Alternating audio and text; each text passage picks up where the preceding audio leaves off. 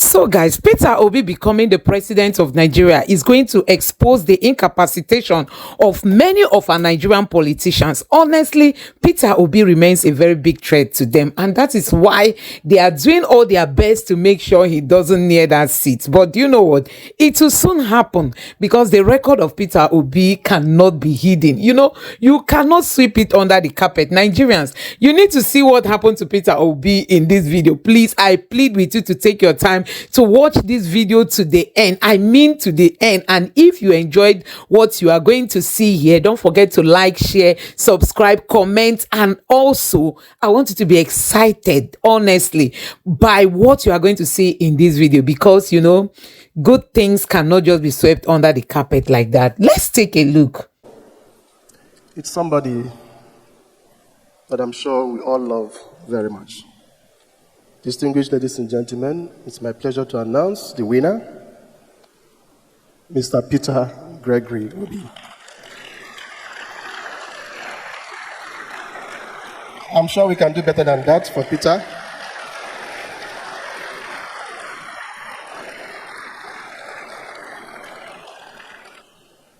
Mr. Peter Gregory Obi, Honorary Special Advisor to the President on Finance and member of the country's economic management team, is the immediate past executive governor of Anambra State.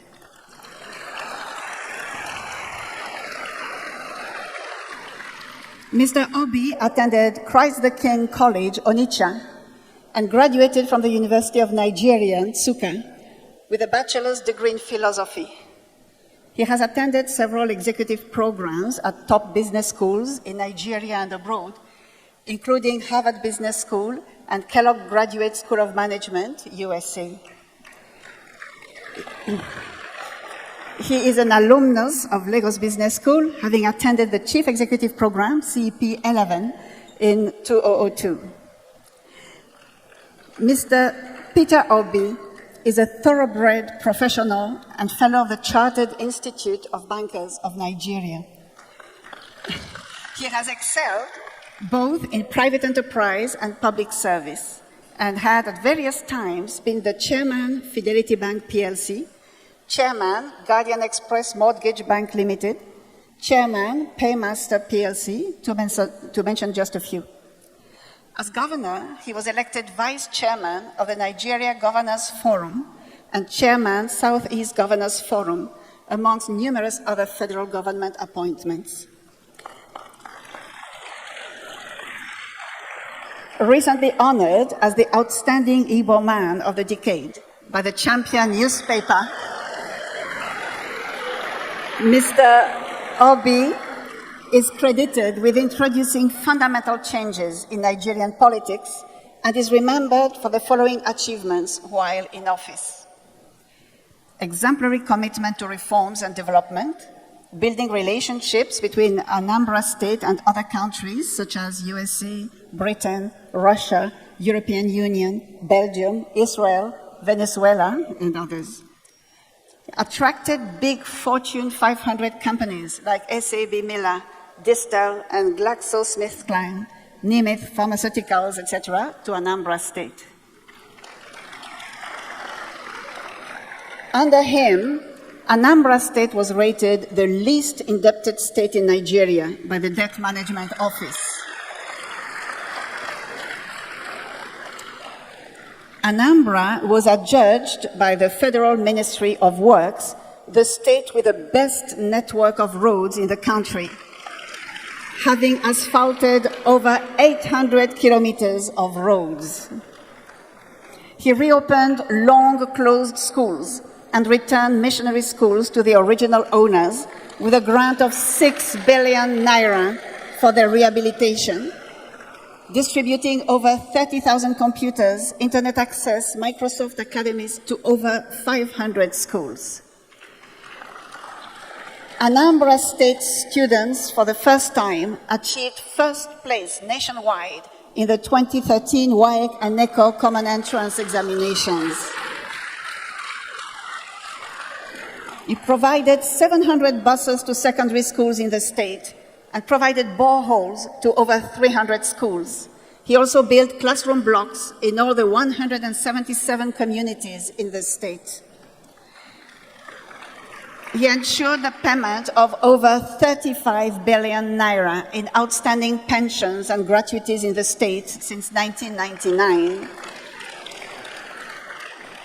Before he became governor, no single health institution was accredited in the state. But under his administration, 10 schools of nursing, midwifery, and medical technology, as well as 2 hospitals, were accredited. Mr. Peter Obi stands for justice and fairness and was the first Nigerian governor to reclaim his governorship mandate after 3 years in the court, giving confidence to others to pursue their stolen mandates.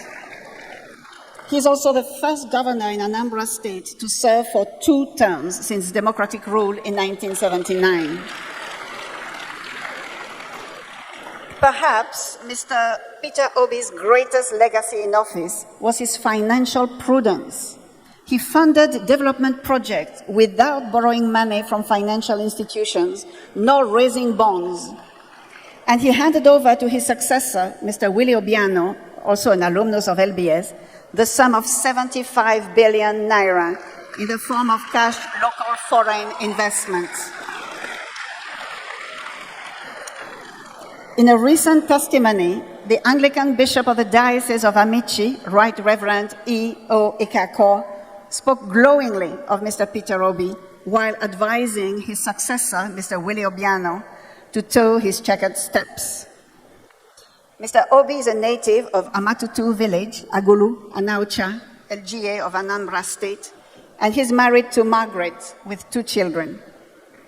For contributing in an outstanding way to the development of Anambra State and Nigeria, for contributing in building an oasis of sanity and expanding the ideas of what is possible and what can be done in the society, setting new standards in the process, and for reflecting the ideals of the school both in private and public service, Mr. Peter Gregory Obi is hereby being honored with the Lagos Business School Distinguished Alumni Award.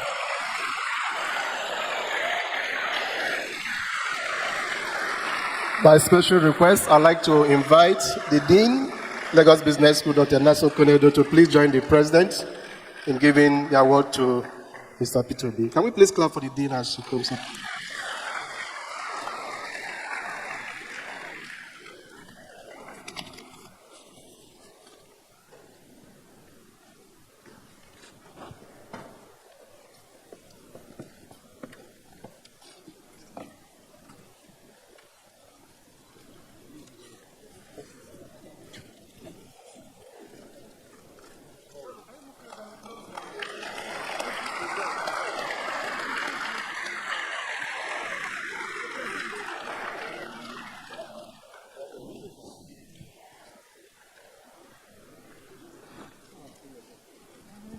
Thank you, photographers. Thank you. Mr. Peter Obi will say a few words. Okay.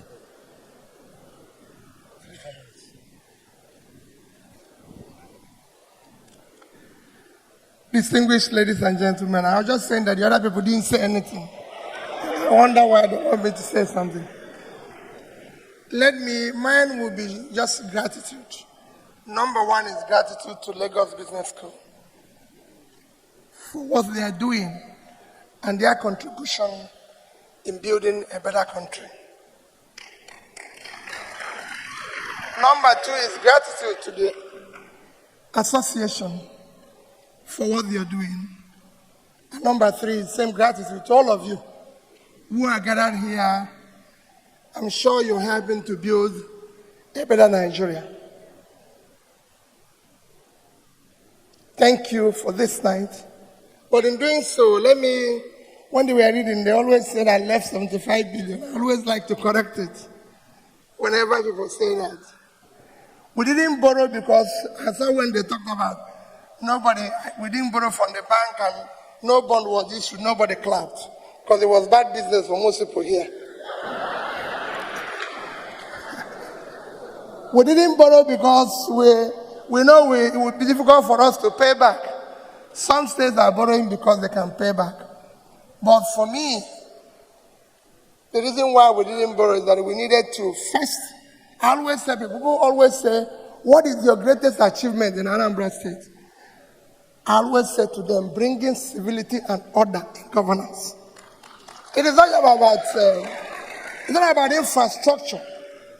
It's not about infrastructure. It's not about this or that. The bringing order in governance is more critical.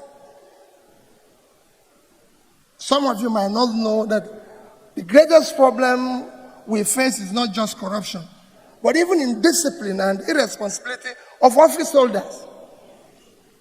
There's nowhere in the world you see somebody who is supposed to be a custodian of the law breaking the law consistently, except in this country. Because he makes sure he jumps the queue if other people are queuing. He makes sure he does everything that is wrong. So for me, doing that was the most critical thing. Let me plead with all of you this night. Whenever people talk about you, all of you are being to good schools. I always have friends like you who tell me about Singapore and this and that. And what I tell them that if you go to Singapore, and that's the only example I'll use, the best people are in government. The best brain is in government. I plead with all of you, as you enjoy and do whatever you do in your good office and everything, please do not leave governance to the least in the society.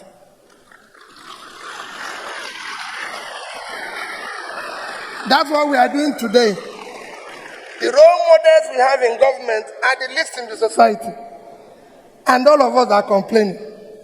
There's no way we won't complain. There's no way.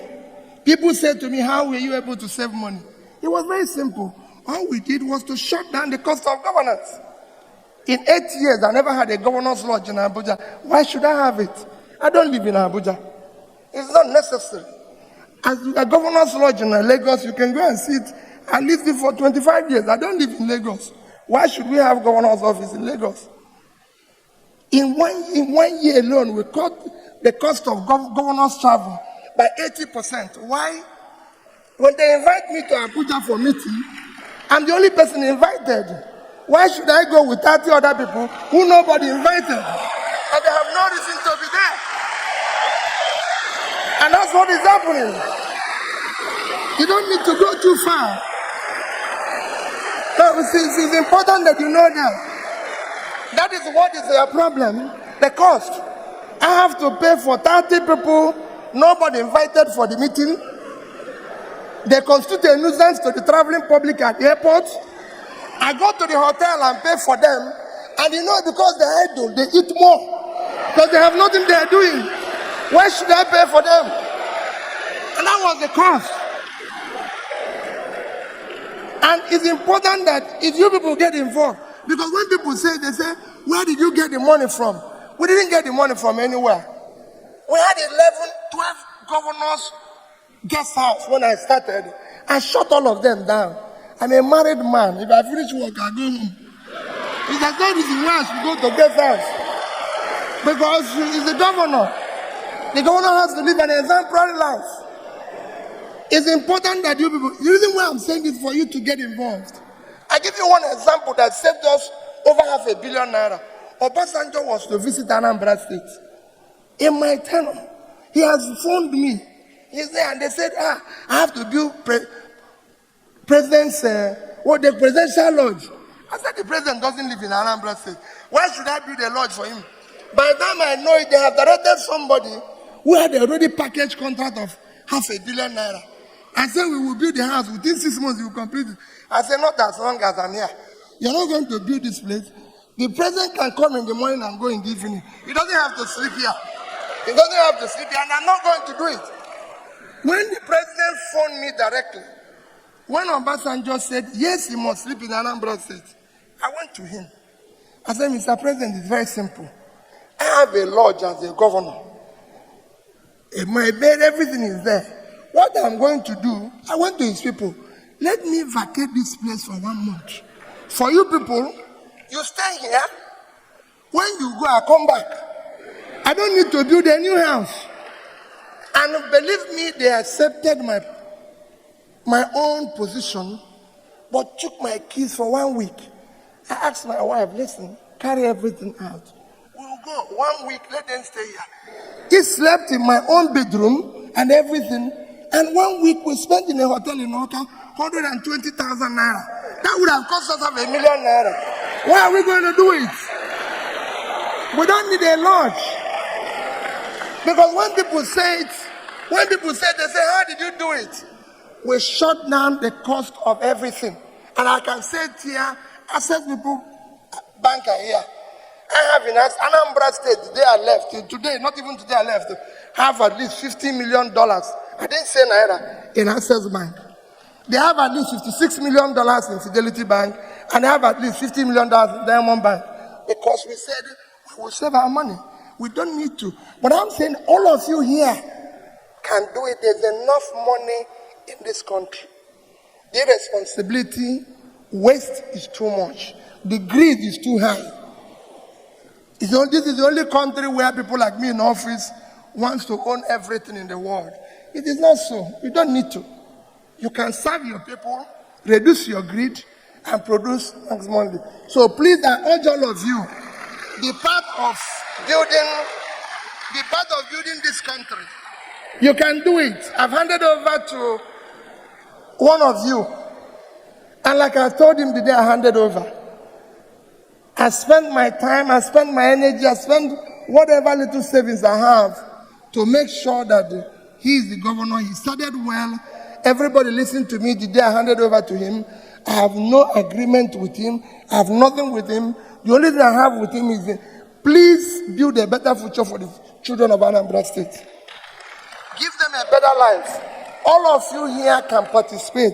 Go to your various wards, your various communities, in various ways, and help us to build. Nobody can build this country. We have no other country except this one. Nobody can do it. Not the people who are there today. I'm happy Ben is there. Let me tell you, the characters of the people that are there cannot change it. They cannot build it. So if you want to stay here and think that, oh, they will change it. No. They will not change it. I always tell people that when I went to Anambra State, it was a case of where lunatics were in charge of the asylum. I needed to put them back to the asylum and build a better place for the society. So you can do it and you can change it. So collectively, please, when you go back to your homes this night, look at your children. When you look at your children, you make up your mind. We must stop this abuse of our country. Otherwise, the society we abuse today will take its revenge on our children tomorrow. Let us build a better place for them. Thank you and God bless you.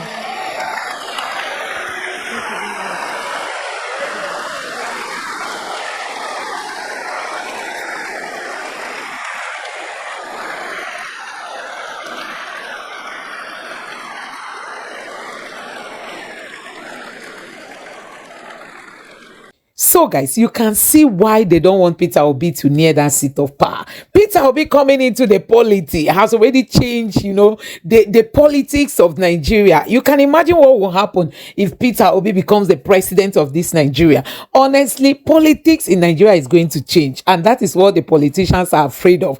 The means and ways they squander money, they steal and all that, those things are going to reduce because Peter Obi is a man of no nonsense. Peter Obi said he is the type that doesn't like to just, waste money anyhow. And this is one of the reasons why they are doing their best to make sure Peter Obi does not near that seat of power. But guess what? They are not God. Peter Obi is going to be there because this Nigeria must change and must change for the better. So guys, let me know what you think about this video in the comment section below. If you've enjoyed it, don't forget to subscribe, share, like, and also comment below what your take is about what Peter Obi, represents in this 21st century of our politics in Nigeria. Thank you.